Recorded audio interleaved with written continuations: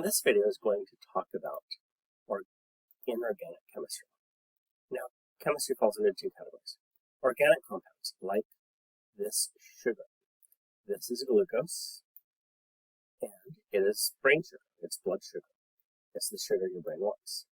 And organic compounds have carbon in them, and carbon forms 4 bonds. 1, 2, 3, 4. So it makes these big, complicated molecules. So I could do an OH here. I could put a hydrogen here. And let's put a chlorine in there just because I feel like it. So I can make really big, complicated molecules. And that's a different video. This video is on inorganic compounds. These are simpler compounds, but still important. So table salt is an example of an inorganic compound. There's no carbon in it. In the solid form, table salt, you have a repeated unit of sodium and chloride attracted to each other in ionic bonds. And as I said in the ionic bonding part, the sodium cation is attracted to multiple chloride anions, and the chloride anion is attracted to multiple sodium ions. So you get a repeated framework. Now, 2/3 of our body is water. It serves as a solvent. That means things dissolve in it. So you eat something. That food is going to actually start dissolving in your mouth. Pretty neat, huh? It is a transport medium. Blood plasma is water, basically. It's about 55% water. A lubricant, there's that chewing of food and swallowing of food. You actually have water around most of your internal organs. And it's involved in chemical reactions. Right here, you have a dehydration synthesis reaction. So we have 2 of those glucose molecules, and they're going to come together, and they're going to make a sugar called maltose, and they give off a water molecule. So that is water being involved in chemical reaction. This is the opposite. Here's one of those maltose molecules. You have water, and you need an enzyme to actually do that, those speed chemical reactions. You are going to end up with 2 glucose molecules. So water is involved in a lot of chemical reactions. There's actually this really cool species of rat that lives in the Mojave Desert. It does not drink water in its entire life because it's doing these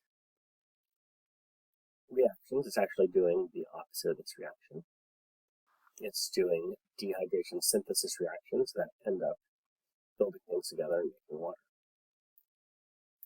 And it helps regulate body temperature. Where I was this weekend, it was 90 degrees. I was sweating. Here's another reaction that's actually really important for molecules. So, here's water molecules. Remember there's a polar bond where the electrons are more likely to be here than here. So this puts as a full positive and a full negative. It's actually partial. But the electrons are spinning around this water molecule. And every once in a while, it goes there. So we have a partial positive and a partial negative on it. So water comes into our nice salt here, sodium chloride probably, and it can break it apart. So this positive, partial positive, is attracted to the negative on the chlorine.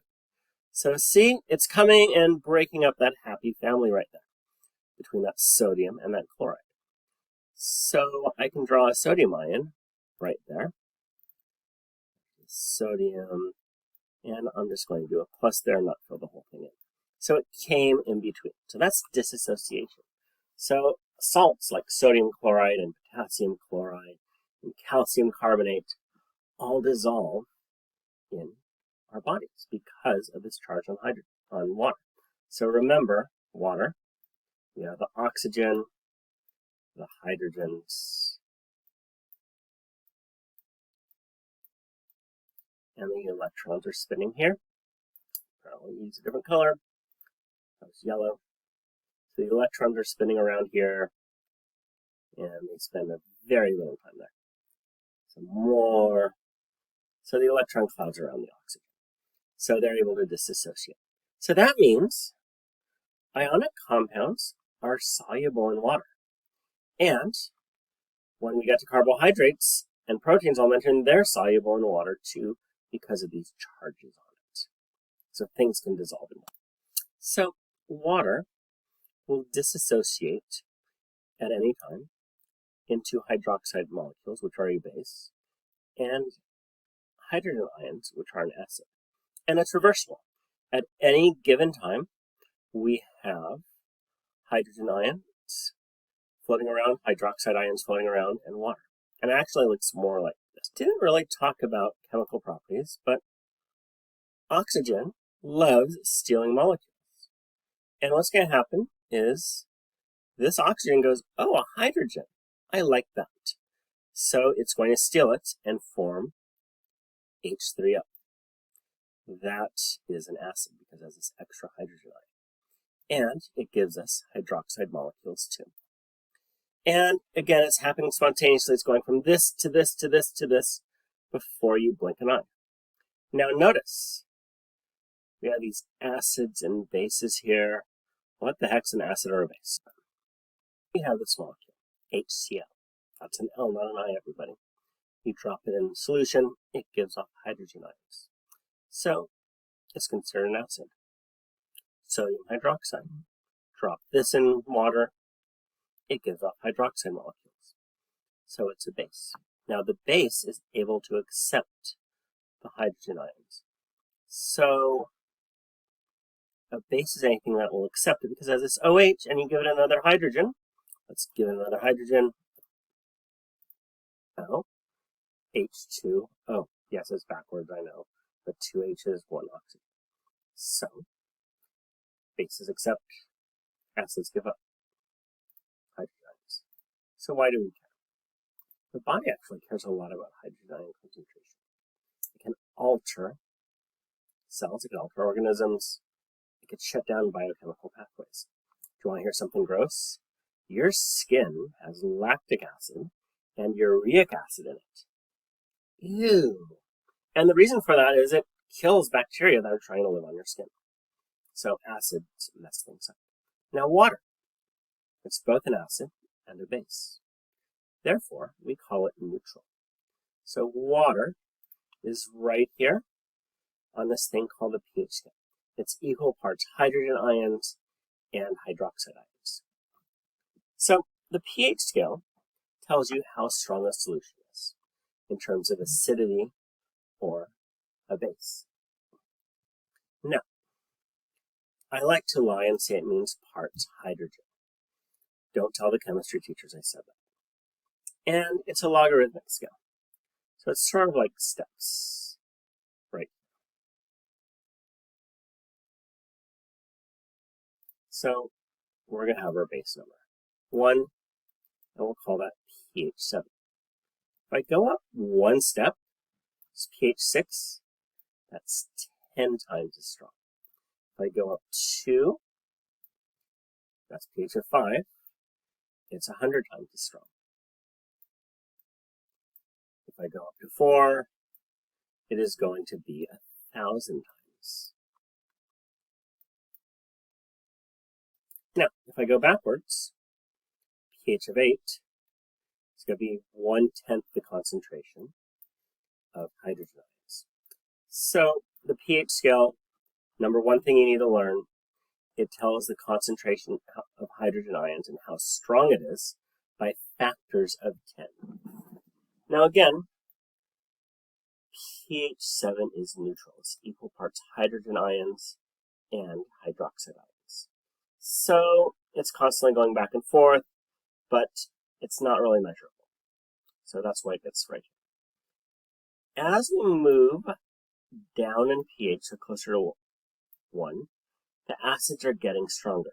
So urine, usually pH 6. It could actually be basic, but usually it's pH 6. Black coffee, pH of 5. Lemon juice, pH of 2. So as we're going towards 1, it is getting stronger and stronger. So pH 1 is stronger an acid compared to pH 3. pH 3 is a stronger acid compared to urine. Now, as we go this way, the bases increase in strength. Technically, they're becoming weaker acids, but that's confusing. So seawater is a weak base, because it's very close to pH of 7. Where ammonia, that's a pretty strong base. It's a pH of about 11.5. Bleach, do not mix ammonia and bleach, please, is pH 13. Oven cleaner, I refuse to touch this without large chemical resistant gloves because this is a nasty base. So, pH scale measures how strong the acid or base is by factors of 10. As you go towards pH 1, it becomes a stronger acid. If you go towards pH 14, it becomes a stronger base. Why do we care? I will show you the text for that slide. Acidic solutions are below pH 7, more hydrogen. Basic, above pH 7, more hydroxide. The reason we care, your body is normally pH 7.35 to 7.45. So you're weakly basic. Now, if you become too acidic, the ketone diet actually makes you acidic. It leads to something called acidosis. And this makes you very, very lethargic. I had a student once who was on the real keto diet. She was being followed by a doctor. She had bi-weekly blood tests to make sure everything was okay. She became very lethargic towards the end. She lost a ton of weight, but she was very lethargic. Now, as you get past 7.45, something called alkalosis. Your muscles spasm uncontrollably. And notice, if you get below 7, you die. If you get above 7.8, you die. So you really care about body pH. Now, buffers are molecules that maintain the pH to a narrow range. We have a buffer in our blood called bicarbonate, which keeps it in this normal range. It can remove hydrogen ions, or it can give them back. You do not need to write this equation down at all. In our blood, we have this thing called bicarbonate. And it is basically HCO3, and there's a negative sign here. Now, if the blood becomes too acidic, oh look, there's a hydrogen ion. It's able to accept the hydrogen ion and becomes something called carbonic acid. So, bicarbonate's able to accept a hydrogen ion if it's acidic. Well, over here, it becomes basic. Oh no, we need to add more hydrogen ions to reverse the effect. Oh look, it donated a hydrogen ion. And this isn't the best example. It was a simple example I grabbed from the internet because I don't want you to worry too much about the equation.